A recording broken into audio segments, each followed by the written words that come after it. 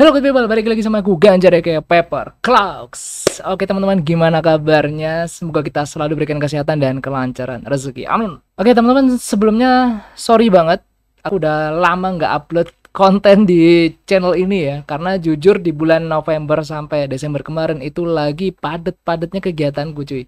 Dan harus ngurusin juga beberapa kerjaan yang memang butuh ekstra mikir dan waktu juga. Dan baru sekarang ini aku lumayan agak free lah. BTW selamat tahun baru 2025, walaupun sekarang ini aku record di tanggal 13 ya, udah telat 2 minggu cuy. Ya semoga tahun ini kita bisa lebih baik semuanya deh. Baik dari rezeki, kesehatan, relationship, dan lain-lain. Yang kita harapkan yang baik-baik itu bisa terlaksana dengan lancar gitu ya, amin. Dan juga dijauhkan dari mara bahaya dan kesulitan-kesulitan yang kita tidak bisa hadapi. Dan anyway, gimana teman-teman prediksi tahun kemarin tentang tren desain 2024? Apakah banyak yang tembus atau gimana? Coba deh kalian yang udah nonton bisa komen di bawah supaya aku juga bisa tahu gitu, apakah worth it setiap tahun aku bikin seperti ini ya, prediksi-prediksi seperti ini. Oke, daripada kebanyakan cincong ya, kalau gitu langsung aja kita mulai bahas tentang prediksi tren desain kaos di tahun 2025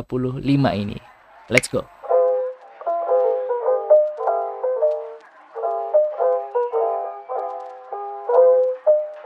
Oke teman-teman, kayak biasanya untuk di awal aku mau disclaimer dulu bahwa semua konten prediksiku itu pure analisisku pribadi. Dari melihat beberapa pergeseran pasar gitu ya, tren-tren pasar di akhir-akhir tahun kemarin plus beberapa brand-brand luar yang biasanya aku jadikan referensi, itu aku coba aku olah datanya dan aku jadikan prediksi atau forecast yang mungkin bakal booming juga di Indonesia. Nah masalahnya kadang kita agak telat nih untuk menyerap culture atau tren-tren dari luar teman-teman. Kadang beberapa poin prediksiku di tahun 2022 itu baru keluar di tahun 2024 kemarin. Ya intinya konten ini dijadikan referensi aja, jangan 100% kalian telan mentah-mentah karena tetap semua tren ini cocok-cocokan juga sama brand kalian cuy. Oke, yang pertama, desain minimalis futuristik. Oke, ini sebenarnya sudah mulai aku masukkan di tahun 2023 mungkin ya. 2023, 2024 juga masuk ke tren desain. Karena ini sebenarnya kalau aku lihat, aku kategorikan dia itu masuk dua konsep teman-teman yang menjadi satu. Dari karakteristiknya, kalau misalnya tahun 2025 ini yang mungkin bakalan naik, itu penggunaan warna-warna monokrom gitu ya, kayak hitam, putih, abu-abu, dan bisa ditambahkan dengan aksen-aksen warna neon atau metalik. Elemen desainnya itu seringkali lebih ke sederhana, simple-simple, tapi terlihat modern teman-teman. Kayak garis-garis geometri, tipografi yang mungkin dikasih efek futuristik, dan elemen-elemen visual yang 3D. Nah untuk contoh-contohnya seperti ini nih, aku kasih tahu contoh-contohnya. Menggabungkan dua konsep tuh kayak gimana maksudnya mas? Jadi gini, misal desain-desain logo type gitu ya, atau font-fontan lah, itu dikombinasikan sama chrome. Nah jadinya seperti ini. Atau bisa juga mungkin font-fontan metal itu dikasih kombinasi chrome-chrome seperti ini. Ini juga bisa. Untuk PR-nya di sini nanti ada di masalah nyablonnya. Nah saranku untuk desain-desain seperti ini, kalau misalnya kalian mau cetak di sablon manual, pastikan filenya itu udah proper teman-teman, format PSD, pisah layer, jangan di flatten atau JPEG atau PNG karena buat vendor itu akan susah untuk nyablonnya dan resikonya juga mungkin kualitas dari sablonnya kurang bisa maksimal. Nah dari itu aku biasanya untuk merekomendasikan, misalnya ada orang yang order ya, itu biasanya pakai plastisol raster. Kadang karena ada efek-efek glowingnya itu nggak bisa di sablon apa ya, warna-warna yang solid gitu, pasti ada efek-efek rasternya. Atau misalnya teman-teman mau main aman, mau yang sama persis kayak desain kalian, ya kalian bisa pakai DTF gitu. Itu warna sama detailnya bakalan bisa keluar gitu ya.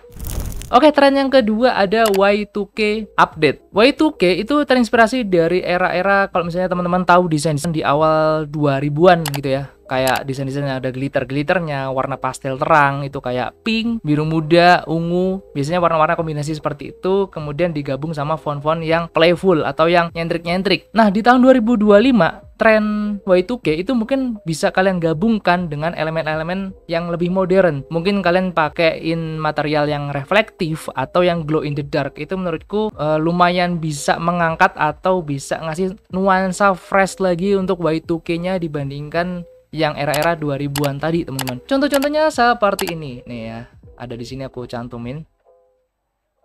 Oke, next ke tren yang ketiga.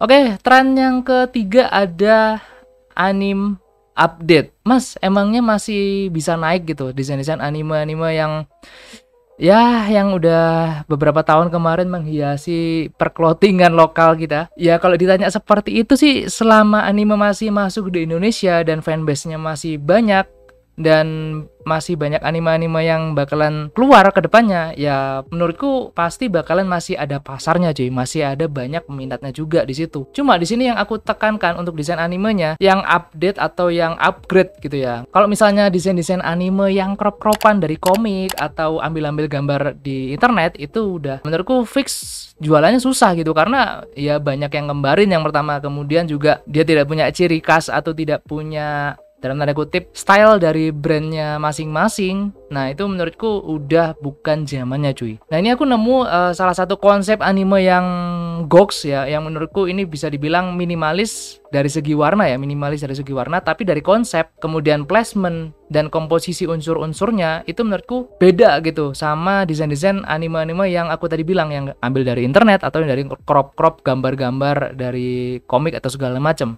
Nah contohnya seperti ini menurutku pasti bakalan jadi added value yang bisa kalian tawarkan ke customer kalian kalau misalnya kalian mau pakai desain-desain anime ke depannya. Jadi contoh-contohnya yang menurutku bakalan bisa oke ke depannya, punya pasar lebih baik, animenya yang seperti ini contoh-contohnya.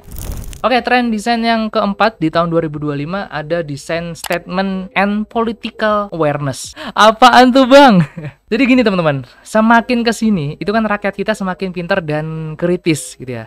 Nah, pola pikir ini yang sebenarnya kalau misalnya kita bisa riding the wave, itu kita bisa dapat cuan di situ juga. Contoh, kalian bisa mengangkat tentang isu sosial, politik, atau mungkin lingkungan. Nah untuk desainnya itu biasanya kan ada yang cuma, kalau misalnya aku lihat sekarang-sekarang itu ya, itu kebanyakan sekedar ya font-fontan atau tulisan-tulisan biasa doang. Tapi semakin kesini kita perlu value edit atau nilai tambah untuk bisa jualan kalau misalnya kalian mau ambil tema seperti ini. Misal produk lain atau produk-produk sebelumnya yang mengangkat tema ini cuma pakai font-fontan, tulisan-tulisan seperti itu, kalian bisa pakai tambahan grafik juga teman-teman. Nah ini tahun kemarin aku sempat bikin ya, waktu lagi gede-gedeknya sama pemerintah kita, dan ketika aku coba bereksperimen, aku menuangkan ekspresiku di salah satu katalogku, itu lumayan peminatnya ternyata. Cuma ya memang butuh keberanian nih buat orang-orang yang mau pakai baju-baju seperti ini, apalagi buat dipakai di tempat umum,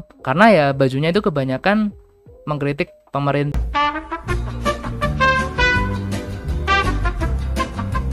Nah yang kelima ada AI generated. Nah nggak dipungkiri teman-teman, semakin kesini AI itu tambah canggih-canggih cuy. Baik dari web-web gratisan yang biasanya aku pakai kayak Leonardo, kemudian Tensor.art, itu udah tambah gokil cuy. Nggak kalah sama yang berbayar. Nah AI ini kalau misalnya kalian bisa makainya seriusan cuy, outputnya itu cakep banget. Untuk kaos-kaos hasil prom AI ini dari 2 tahun kemarin aku udah jualan juga sampai sekarang, dan hasilnya lumayan banget. Dan ternyata nggak cuma aku sendiri cuy yang jualan kaos AI ini, lumayan kita mendapatkan cuan yang oke di sini.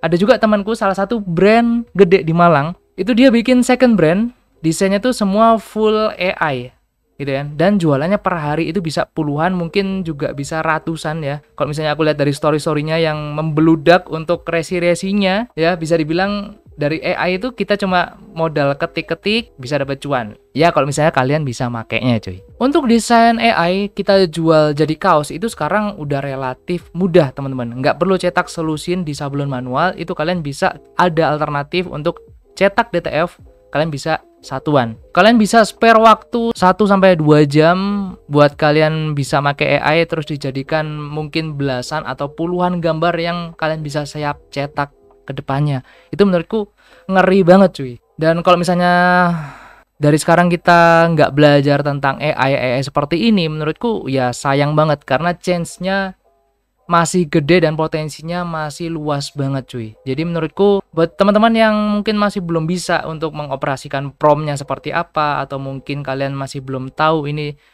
AI mana yang bagus untuk dijadikan desain-desain kaos dan cara-caranya seperti apa, itu udah pernah aku buatkan videonya. Kalian bisa, mungkin aku taruh di deskripsi ya, kalian bisa nonton di situ. Aku masukin linknya karena aku udah pernah bahas beberapa AI website yang menurutku enak untuk interface-nya dan gampang untuk di prompt-nya kayak gitu. Dan hasilnya pun juga aku udah buktikan 2 tahun ini aku beberapa katalog menggunakan AI, penjualannya cakep banget. Kalau misalnya kalian pengen belajar kalian bisa coba cek di deskripsi, aku masukin di situ.